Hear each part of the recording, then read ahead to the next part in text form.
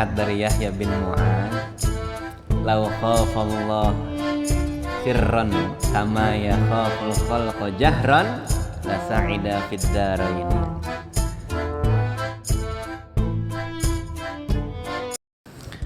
Assalamualaikum warahmatullahi wabarakatuh.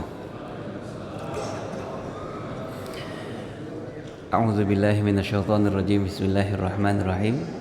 Alhamdulillahirabbil alamin wassalatu wassalamu ala nabiyyina Muhammadin sallallahu alaihi wasallama wa ala alihi wa ashabihi ajma'in. Rabbi shrah li sadri wa yassir li amri wahlul 'uqdatam min lisani yafqahu qawli. Allahumma iftah lana futuhal 'arifin wansur 'alaina min khazaini bi rahmatika ya arhamar rahimin. Segala puja dan puji syukur kita panjatkan senantiasa kepada Allah Subhanahu wa taala yang memberikan kita limpahan rahmat, karunia serta nikmatnya, sehingga syukur alhamdulillah kita bisa berkumpul di tempat yang mulia dan penuh berkah. Diawali dengan salat subuh berjamaah, dilanjutkan zikir, sekarang kita niatkan i'tikaf sambil menuntut ilmu. Mudah-mudahan aktivitas amal ibadah kita dicatat oleh Allah Subhanahu wa taala sebagai amal soleh. Ilmu yang kita kaji, yang kita pelajari, mudah-mudahan menjadi ilmu yang berkah manfaat dunia sampai akhirat. Ilmu yang bukan cuma sekedar tahu, tapi bisa berbuah amal soleh dan kebaikannya. Salawat serta salam semoga senantiasa terlimpah curah kepada junjungan kita, suri tauladan kita, Nabi Muhammad sallallahu alaihi wasallam, kepada keluarganya, para sahabatnya, dan kepada para pengikutnya.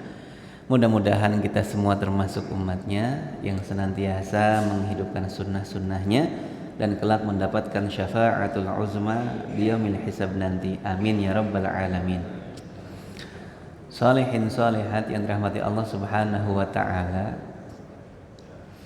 Ada sebuah nasihat, Pak, Bu, dari Yahya bin Mu'adz, salah satu salafus soleh yang banyak sekali nasihat-nasihatnya luar biasa. Kata beliau, miskin ibni Adam, sungguh nestapanya manusia. Lau khafa minan nar kama khafa minal faqri lanaja minhuma. Seandainya manusia kita ini takut menjadi ahli neraka sebagaimana kita takut kepada kefakiran, lanaja minhuma, maka pasti kita akan selamat dari keduanya. Karena banyak di antara kita umat manusia, bahkan barangkali kita sendiri, Pak, kayaknya lebih serem kalau kita dapat kesulitan ketimbang menjadi ahli neraka. Nyatanya dalam kehidupan kita saksikan banyak orang yang mengorbankan akhiratnya demi mendapatkan dunianya. Padahal kalau buat orang beriman kan terbalik, Pak. Ya, yang harus kita gadaikan yang mana? Kehidupan dunia atau kehidupan akhirat? Tapi prakteknya yang banyak adalah sebagian besar manusia mengorbankan akhiratnya demi dunianya. Padahal kalau misalkan kita jaga diri kita dan keluarga kita dari neraka, insya Allah justru akan mendapatkan keduanya. Kita bakalan selamat dari neraka dan kita pun bakalan selamat dari kesengsaraan kehidupan. Karena perintah Allah Subhanahu wa taala dalam Al-Qur'an, a'udzubillahi minasyaitonir rajim. Ya ayyuhallazina amanu qu anfusakum wa ahlikum nar. Kita diperintahkan oleh Allah untuk jaga diri kita dan keluarga kita dari neraka. Kalau misalkan kita takut kepada kefakiran, Pak, setiap kita ini sebetulnya fakir. Cuman tinggal kepada siapa fakirnya kita. Kalau setiap hamba ini fakirnya hanya kepada Allah Subhanahu wa ta'ala, maka Allah pasti akan memberikan kecukupan terhadapnya. Tapi kalau fakirnya terhadap materi selain kepada Allah Subhanahu wa ta'ala, pasti jadi hina. kita gelisah, bukan kurang anugerah sebetulnya Pak. Kita gelisah itu penyebabnya karena hati kita sudah terlalu lama kosong dari mengingat Allah Subhanahu wa ta'ala. Tapi kalau isinya mengingat Allah, barangkali meskipun duniawi kita tidak berlimpah, tapi ketentraman dan ketenangan kehidupan pasti akan kita rasakan. Nyatanya kalau kita lagi taat, pikiran dan hati kita tenang nggak Pak? Sekarang rasanya gimana Pak? Habis sholat subuh, adem nggak? Adem. Kiri kanan depan belakang AC. Udah gitu masih pagi. Coba Pak, kita lagi pikiran mumet nih, banyak masalah gitu ya. Bahkan ada yang menguji kesabaran kita. Datengin dalam masjid. Jangan kita sholat, baru duduk di emperan masjid aja udah turun ketenangan tuh. Apalagi kalau kita udah mulai gulung lengan baju, ambil air wudhu, kemudian sujud, selesai insya Allah. Pulang ke rumah tuh udah muka adem, hati udah mulai tenang. Jadi enak ketemu siapapun kalau misalkan kita sudah melaksanakan taat kepada Allah Subhanahu wa ta'ala. Cuman terkadang kita sama Pak, kelemahan kita nih kalau udah urusan dunia, khawatir memang kita kepada kefakiran, yang ada adalah pasti gelisah. Padahal kalau misalkan kita kaji dalam Quran, khawatir tentang masa depan ataupun kita khawatir tentang kesulitan manusiawi. Karena sudah janji Allah Subhanahu wa ta'ala pasti akan menguji kita. Kita ayatnya udah hafal tuh, surah Al-Baqarah ayat 155. Gimana bunyinya? A'udzu billahi minasyaitonir rajim. Lanjutin, Pak. Iya. Terus Shadaqallahul azim. Betul? Apapun ayatnya pasti ada shadaqallahnya, betul, Pak? Walana beluan nakum. Sungguh pasti kami akan menguji kamu, kata Allah. Kalau kita akrab sama Quran, sering barangkali disampaikan oleh guru kita nggak bakalan kaget. Kalau misalkan kita dalam kehidupan pasti ketemu Pak, minal khauf, khawatir. Dulu kita ketika masih kecil pengen sekolah. Zaman kita sekolah Pak, barangkali nih ya, zaman Asep sekolah aja masih ada istilah nggak naik dan nggak lulus. Zaman sekarang kan lulus semua bocah sekolah, betul ya? Yang penting apanya yang lancar? Masuknya, betul Pak. Zaman kita mah dulu sekolah masih ada nggak lulusnya, ya. Nilai aja nilai Eptanas murni, nem nyebutnya, ya. Ya kalau kita dapat 3 ditaruh di situ. Nggak kayak sekarang nilainya gede-gede fantastis 8, 7 semuanya dah di atas KKM, kira-kira begitu. Zaman kita sekolah kan kagak. Khawatir kita, takut enggak lulus. Udah lulus masuk lagi, khawatir nggak Pak nanti habis lulus sekolah ngapain? Khawatir kerja di mana, gajinya berapa. Udah masuk ke tempat kerja masih khawatir nggak? Masih, karena masih karyawan kontrak belum karyawan tetap. Udah jadi karyawan tetap masih khawatir nggak Pak? Khawatir besok kalau pensiun gimana? Padahal baru masuk itu kerjanya. Udah mikirin pensiun. Ada orang yang pensiun 5 tahun lagi Pak, pakai koyoknya sekarang. Ya, manusia tuh. Padahal dia lupa. Di antara jeda sekarang sampai 5 tahun ke depan ada besok yang bakalan diuji kita dengan kematian. Nah kalau misalkan setiap kita khawatir banget dapat susah dalam kehidupan, kemudian digeser khawatir dan takutnya itu kita menjadi ahli nerakanya Allah Subhanahu wa ta'ala, maka insya Allah Allah akan memberikan keselamatan kita dari kesengsaraan dunia dan juga kesengsaraan akhirat.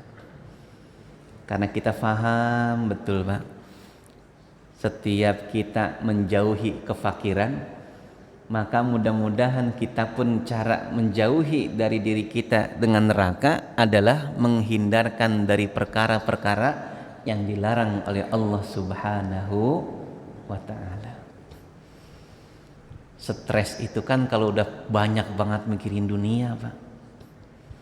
Stres itu terlalu banyak mikir tapi kurang zikir. Seharusnya ketika kita banyak mikir harus dibarengi dengan zikir. Nggak mungkin manusia nggak berpikir, Pak, nggak mungkin. Karena berpikir itu merupakan salah satu aset penting dalam kehidupan yang Allah titipkan buat kita. Dan alarm, indikasi kalau pikiran kita keluar dari relnya, tidak sesuai dengan tujuan pokok dan fungsinya, Allah Subhanahu wa ta'ala biasanya menitipkan kegelisahan dalam hati kita. Terlalu berat mikirin dunia, capek, Bang. Biasanya ciri para pemuja dunia itu, kata alim ulama, ada 3 ciri khasnya. Mudah-mudahan kita selamat. 1, terlalu khawatir tentang masa depan. Ya, 1 apa tadi? Terlalu khawatir tentang masa depan. Kalau kita merencanakan masa depan boleh nggak, Pak? Boleh. Yang nggak boleh kalau kelewat batas.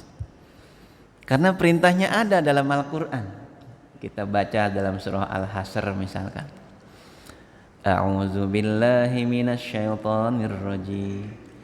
Ya ayyuhalladzina amanu taqullaha wal tanzur nafsum ma qaddamat lighad wattaqullaha innallaha khabirum bima ta'malun. Hai orang-orang yang beriman, kata Allah, bertakwalah kalian kepada Allah, wal tanzur, dan persiapkan dirimu, nafsum ma qaddamat lighad, untuk menyongsong hari esok. Jadi kita disuruh mempersiapkan atau mikirin, Pak? Persiapin aja. Dengan apa? Ya kita dengan kemampuan dan juga potensi yang Allah titipkan dalam kehidupan kita. Persiapkan untuk menyongsong hari esok. Tapi persiapan menyongsong hari esok itu duluannya yang kita persiapkan adalah takwa. Takwa dulu yang diutamain.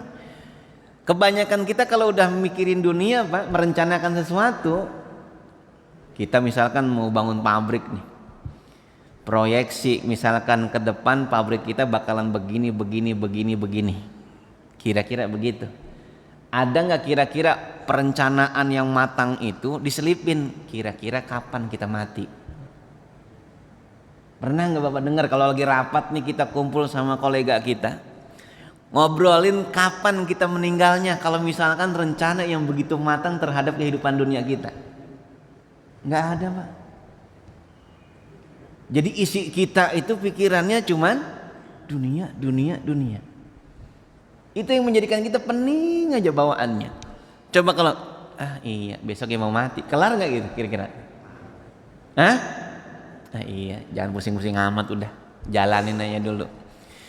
Kalau diselipkan ada perasaan karena kita satu saat bakalan pasti kembali pulang kepada Allah Subhanahu wa ta'ala, mudah-mudahan perencanaan yang begitu bagus, baik dan matang itu banyak kebaikan dan keberkahan yang bakalan kita dulang.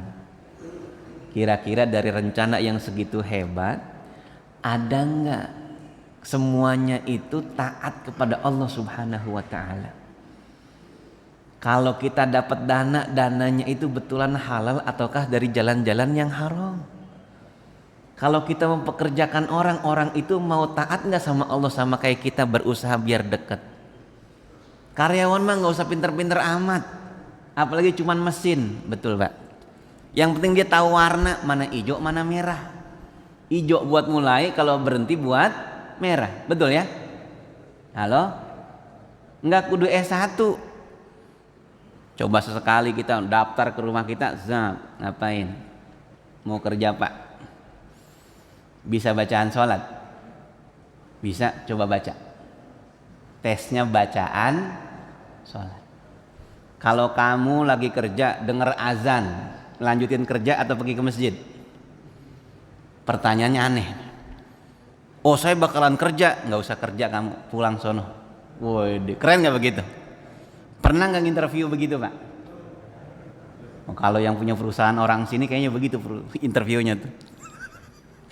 Kalau kamu dapat haji nanti nih, habis kerja sebulan, berapa yang kamu keluarin buat sedekah?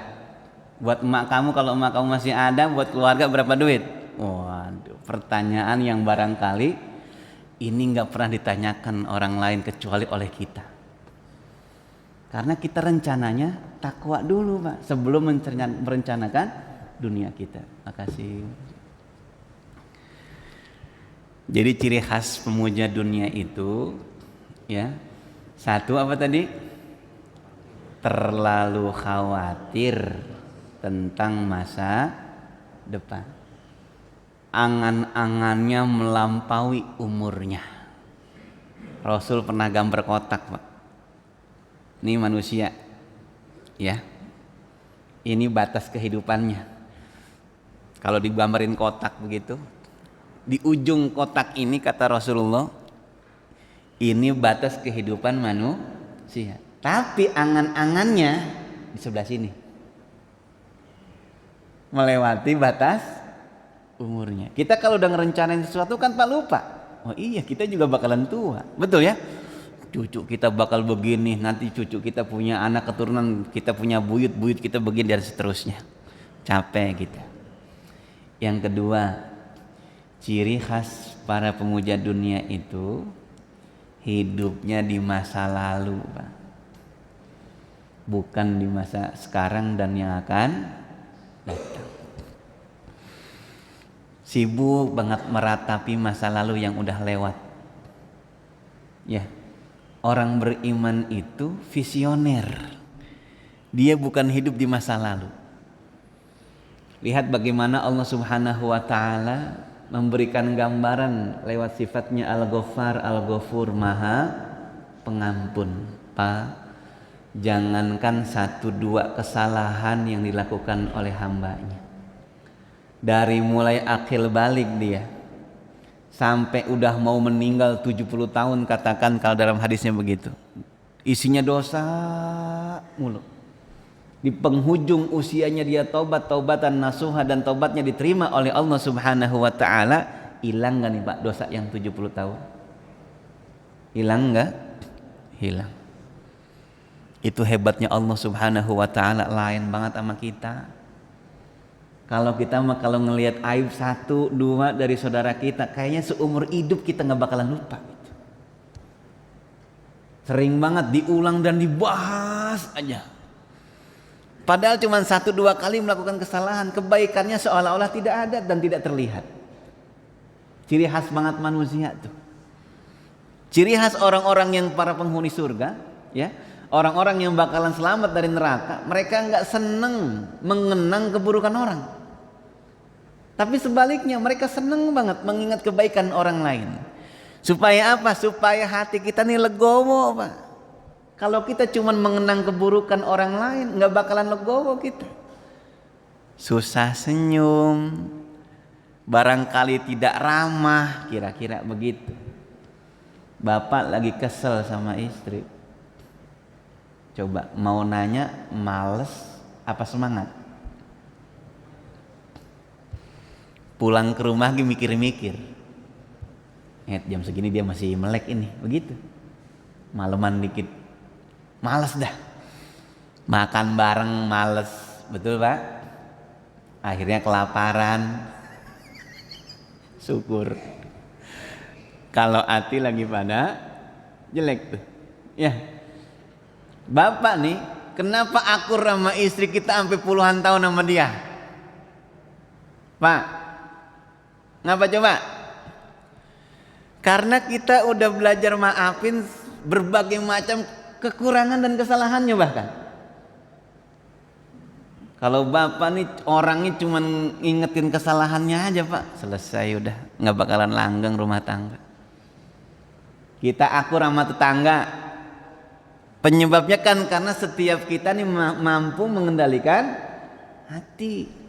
Lebih banyak dikenang kebaikannya ketimbang 1-2 keburukannya. Karena manusia semua sama pak, pasti nggak ada yang sempurna.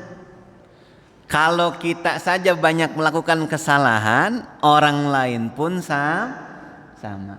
Selayaknya kalau kita salah, pengennya dimaafin atau diomongin? Dimaafin. Pengennya dibuka aib kita atau ditutupin? Ditutupin. Kalau kita pengen dimaafin dan ditutupi aib keburukan kita, maka lakukan itu pula terhadap kesalahan orang lain. Tenang hati kita. Betul pak, ada sebagian salah orang yang barangkali dia udah gak pantas dapat maaf kita. Betul ya? Saya ulangi, ada memang kesalahan yang dilakukan oleh orang lain sangat fatal itu, sehingga kayaknya gak pantas lagi kita maafin. Tapi kan hati kita butuh ketentraman. Ketika kita memaafkan orang lain, sejujurnya pak, kita sedang menolong diri kita agar hati kita nih tenang. Kalau nggak percaya coba deh. Bapak kesel banget sama orang, nggak bakal tenang pak. Tidur aja rada susah. Penyebab banyak kita nggak bisa tidur, salah satunya apa coba? Mangkel, ya, mangkel sama orang. Orang sombong banget, ditanya orang jawab, betul ya? Padahal cuma ditanya nggak jawab, kenapa kita yang susah tidur? Karena dipikirin.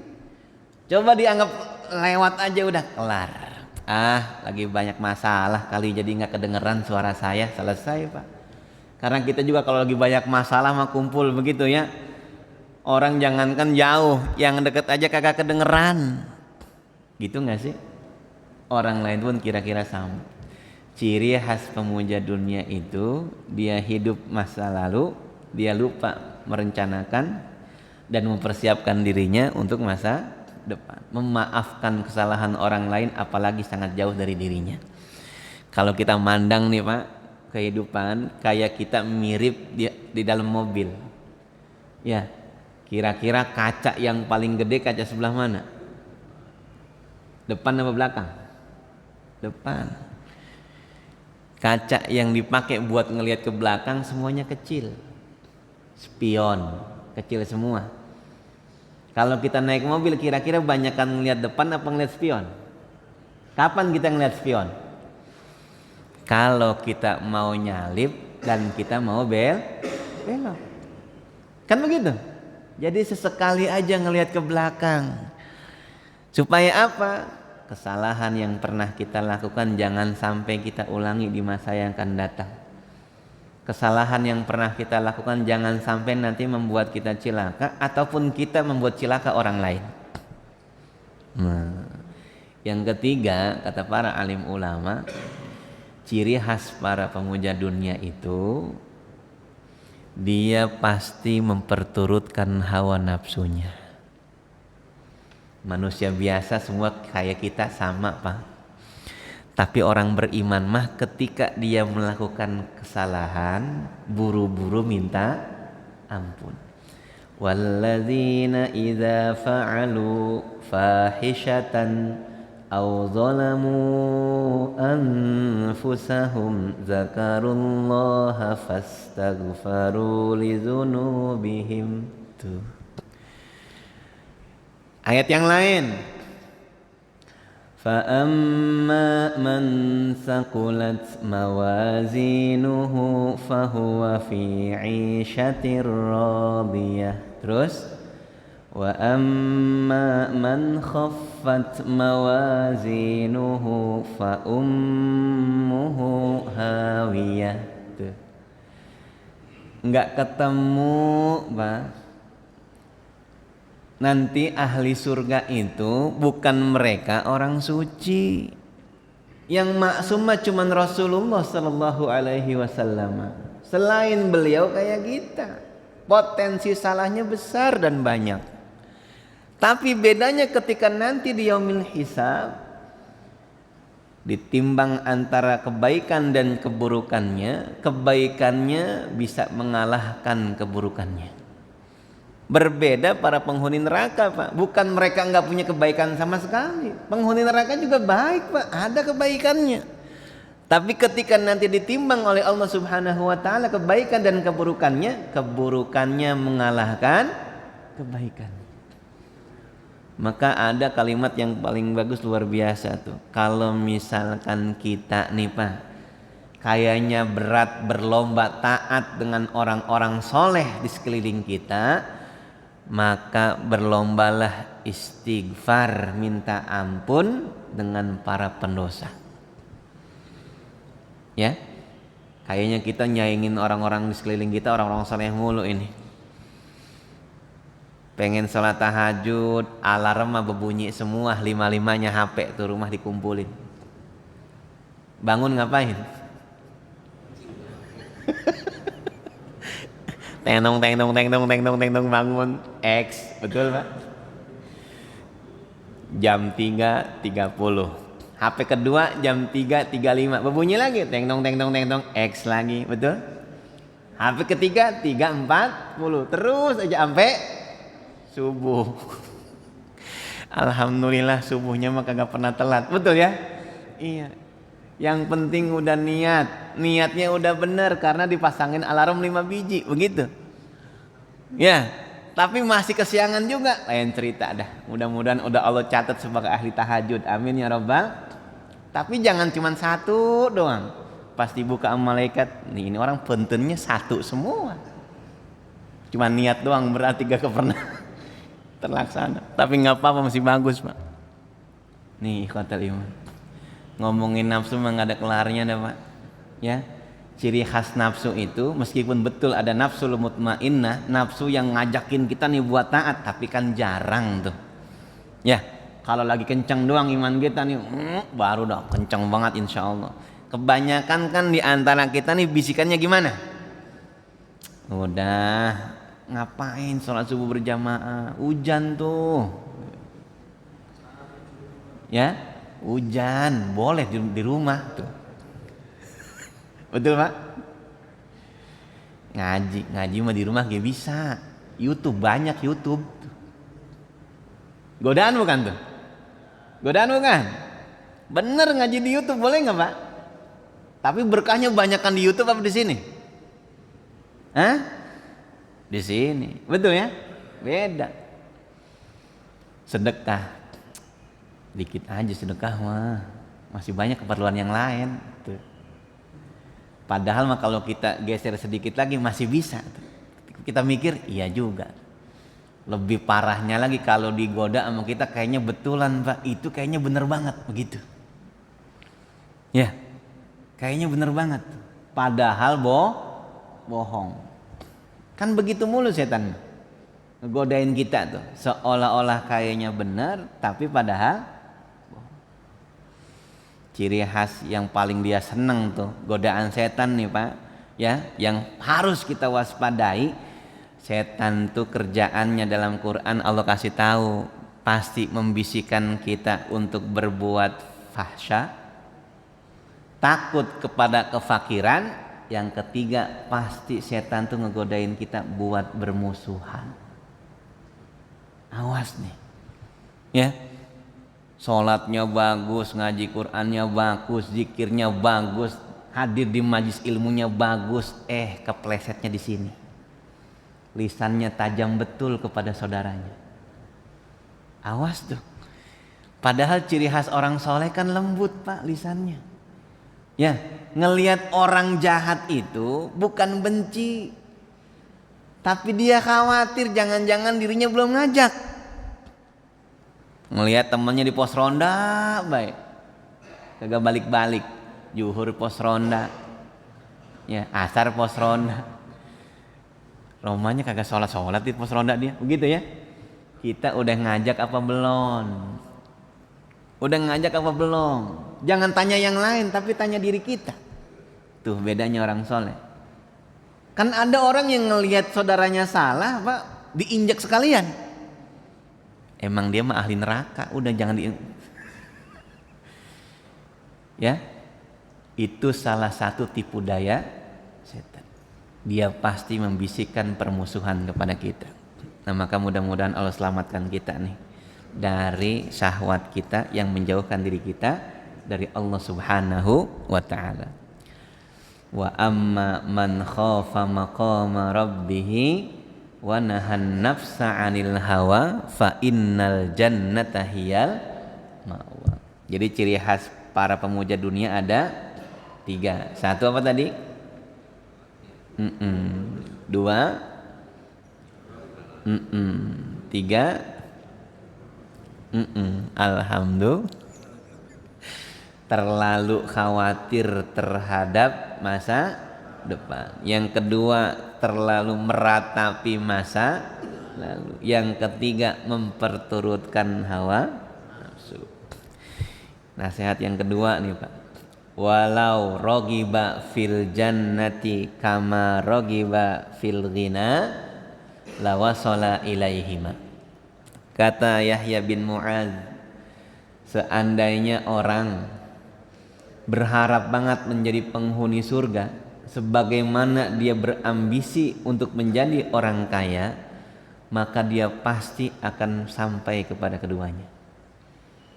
Dunianya bakalan dapat dia jadi orang kaya, dan di akhirat pun insya Allah akan menjadi penghuni surga.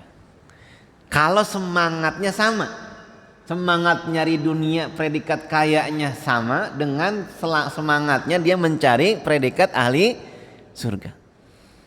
Coba dah lihat, Pak, kalau kita nyari dunia, orang kalau udah pengen jadi orang kaya semangat nggak kerjanya? Semangat. Bedanya kan cuma tipis. Ya, hamba Allah dengan hamba dunia itu bedanya dikit banget.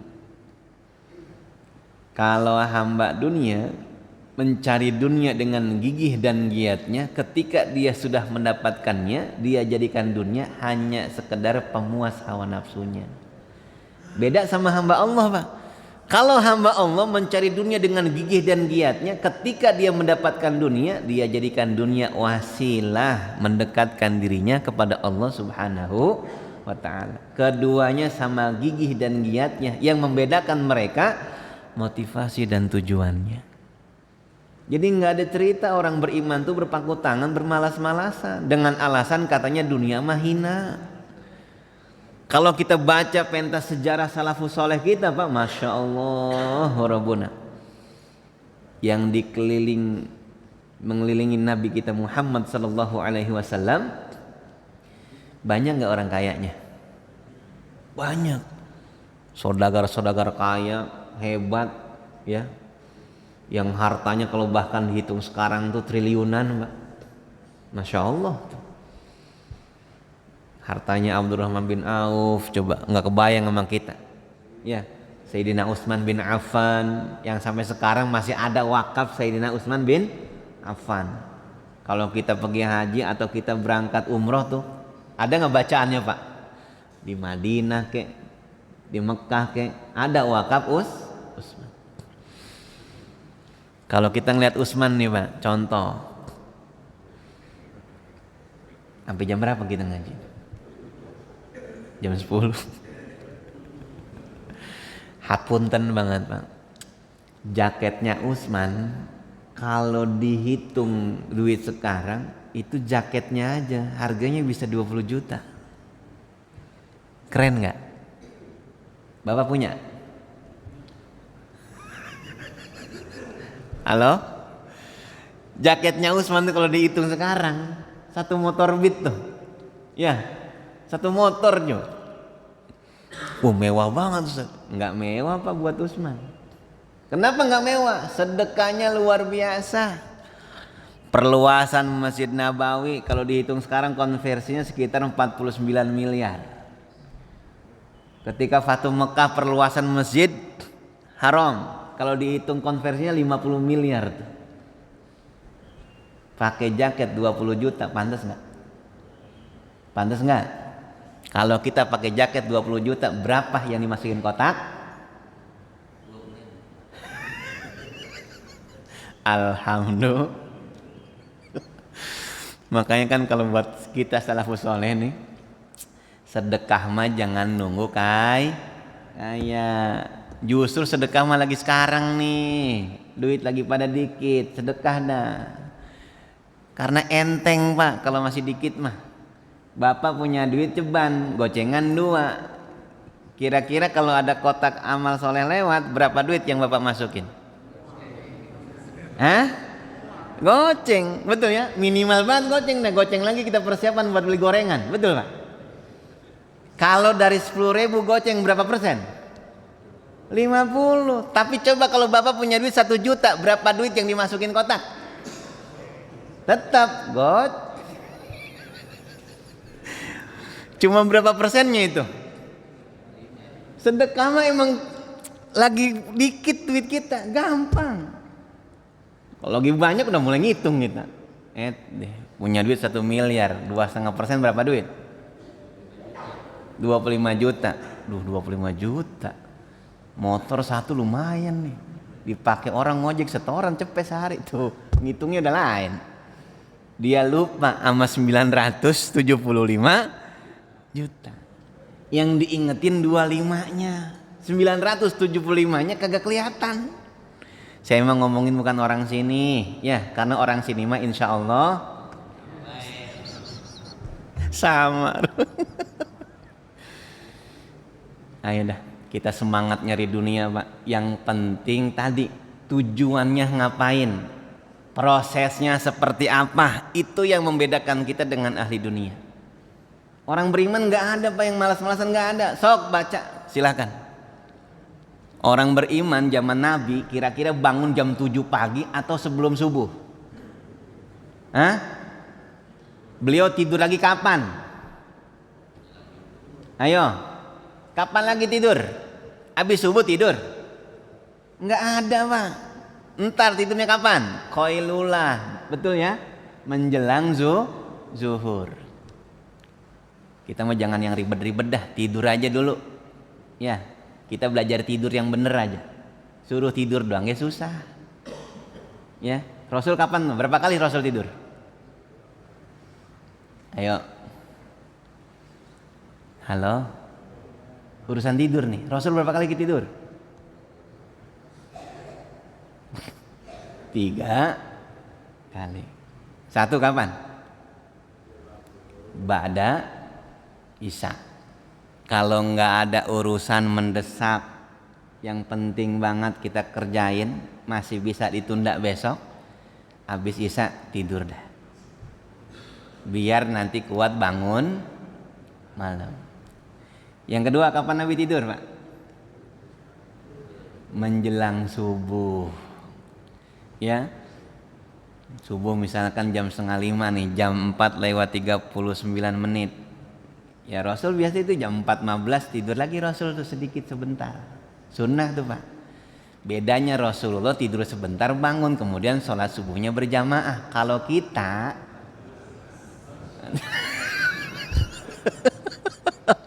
makanya jangan malu kalau habis sholat tahajud di rumah tidurnya di masjid. Udah di masjid pasti aman. Dibangunin nggak kira-kira nih? Dibangunin, nggak mungkin nggak dibangunin Pak. Makanya jangan malu, sunnah soalnya. Pasti banyak barokahnya kalau kita ngikut sunnah Rasulullah Shallallahu Alaihi Wasallam. Kalau bisa tidur sebelum subuh sebentar sedikit Pak, tidur karena itu sunnah. Kapan lagi tidur? Qailullah tadi tuh menjelang zuhur. Ingat qailullah itu artinya sedikit, bukan ba'da zuhur bangunnya. Katanya sehat, pada pegel Ustaz. Ya bangunnya jam berapa emang? Ya, salah mulu kita habis makan langsung bangunnya jam 3:30. Wah salam udah Pak.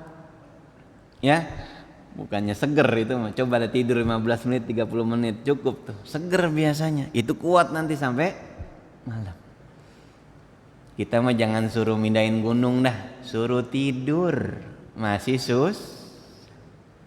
Halo, Ba'da Isya nggak ngapa-ngapain, ngapain kita biasanya? Nyekrol HP, betul? Iya. Tapi orang sini nggak apa-apa nyekrol HP karena yang dibaca adalah tulisan-tulisan dakwah. Cie. Nggak semuanya. Tulisan dakwahnya ada 10 menit, betul ya? Yang 2 jam itu yang lain.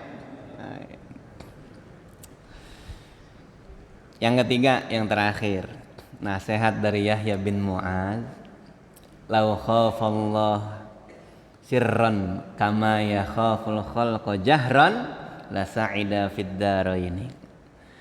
Seandainya nih kita manusia gitu ya, takut kepada Allah dalam keadaan sepi, sebagaimana kita takut banget aib kita ketahuan oleh banyak orang, la sa'ida fid daraini, pasti kita bakalan bahagia dunia dan akhirat. Pak, hapunten banget. Kita mah kalau lagi banyak orang sokan pakai topeng. Topengnya kadang bukan satu, banyak banget. Wajah asli kita tuh di mana coba? Wajah asli kita tuh kalau di rumah dan kondisi sepi, nggak ada mata yang mandang ke perilaku kita, nggak ada telinga yang ngedenger ucapan kita, nggak ada orang yang nilai tindak tanduk kita. Itulah gambaran dan nilai kita sesungguhnya. Jadi cara nilai diri mah gampang. Kalau kita lagi sendirian kita ngapain? Udah gitu doang. Kalau yang kita kerjain taat, kita jaga diri kita dari min maharimillah, maka insya Allah begitulah kira-kira derajat kita di hadapan Allah Subhanahu wa ta'ala. Tapi kalau kita dalam kondisi sendiri, aneh-aneh yang kita kerjain, kira-kira begitulah diri kita. Kan kita ini sebagaimana Allah Subhanahu wa ta'ala menyibukkan kita. Kalau kita disibukkan pikiran kita cuman ingat masjid, kapan saya harus sholat subuh berjamaah, zuhur berjamaah, asar berjamaah, dan terus berjamaah. Kira-kira besok saya punya waktu nggak ya kalau saya pengen banget hadir di majelis taklim. Berarti insya Allah tuh kita ditakdirkan dan memang di hadapan Allah Subhanahu wa ta'ala nilai kita begitu berharga. Karena keinginan kita, niatannya cuman pengen taat. Ada orang yang pikirannya bukan akhirat, dia isinya dunia semuanya. Kira-kira kalau saya akrab sama orang-orang masjid, untung saya apa ya? Nanya untung dia. Kalau saya kenal sama Bapak Anu, kayaknya di masjid bisa nih karena dia ahli masjid. Lain lagi dia ke masjidnya. Apalagi yang emang niatan dari rumah mah, di masjid bagus-bagus tuh sendal. Sendal. Yang datang ke masjid kan nggak semuanya betulan tulus buat taat, Pak. Percaya nggak? Percaya nggak? Yang nyolong ampli ke masjid nggak dia? Ke masjid pasti. Yang nyolong kotak amal ke masjid nggak dia? Ke masjid. Ya? Yang nyolong tas dan lain sebagainya ke masjid nggak dia? Ke masjid. Tapi niatannya dan perilakunya di masjid beda. Nah maka kalau misalkan kita udah takutnya kepada Allah dalam kondisi kita sepi, luar biasa udah. Karena kalau lagi banyak orang begini mah udah lumrah, Pak. Kita nih kalau buat yang aneh-aneh, pengennya ketahuan orang atau orang nggak usah tahu. Ayo, kalau digeser tuh, ya. Kalau kita kayaknya nyaman berbuat dosa orang kagak tahu, mudah-mudahan nih saat ini dan seterusnya ketika kita sendiri hanya Allah yang menjadi saksi, kita betulan dalam rangka taat dan ingat kepada Allah Subhanahu wa ta'ala. Amin ya rabbal alamin. Memang tidak mudah, Pak, tapi bisa kita upayakan dan kita ikhtiarkan. Ya, kalau sudah menjadi kebiasaan insya Allah. Karena kalau udah ngumpul sama banyak orang, bahasa kita bisa berubah, raut wajah kita bisa berubah. Betul ya? Yang kagak berubah cuma dalam hatinya saja. Wajahnya bisa nampilin senyum gak meskipun hatinya dongkol? Bisa? Bisa. Lisannya bisa lembut nggak Pak meskipun dalam hatinya penuh kebencian? Bisa? Bisa. Tapi nanti ketika kita sendirian nih, kira-kira ucapan dan raut muka apa yang bisa kita tampilkan coba ketika nggak ada manusia yang lihat? Kita kalau udah buka pintu rumah Pak, keluar pagar rumah kita, wah, topengnya udah banyak betul. Ya. Ada yang pakai topeng jabatan tinggi. Ada yang pakai topeng harta yang berlimpah. Ada yang pakai topeng ilmu yang luas. Ya. Padahal kita tahu siapa diri kita sesungguhnya ketika kita hanya berduaan saja dengan Allah Subhanahu wa taala. Mudah-mudahan Allah nolong kita nih. Amin ya rabbal alamin. Ada 3 nasihat dari Yahya bin Mu'adz. Yang pertama, seandainya nih manusia takut betul menjadi ahli neraka sebagai mereka takut kepada kefakiran, maka pasti Allah akan selamatkan dari keduanya. Yang kedua, seandainya kita nih manusia berharap banget jadi ahli surga, sebagaimana mereka berharap untuk mendapatkan kekayaan, maka pasti Allah akan berikan keduanya. Yang ketiga, seandainya kita nih manusia takut kepada Allah dalam keadaan sepi, sebagaimana mereka takut aibnya terlihat oleh banyak orang, maka pasti akan bahagia dunia sampai akhirat. Mudah-mudahan Allah Subhanahu wa taala bisa menjadikan kita nih orang-orang yang soleh, orang-orang yang bukan hanya tampil soleh di hadapan manusia, tapi juga soleh di hadapan Allah Subhanahu wa taala semata. Lanjut.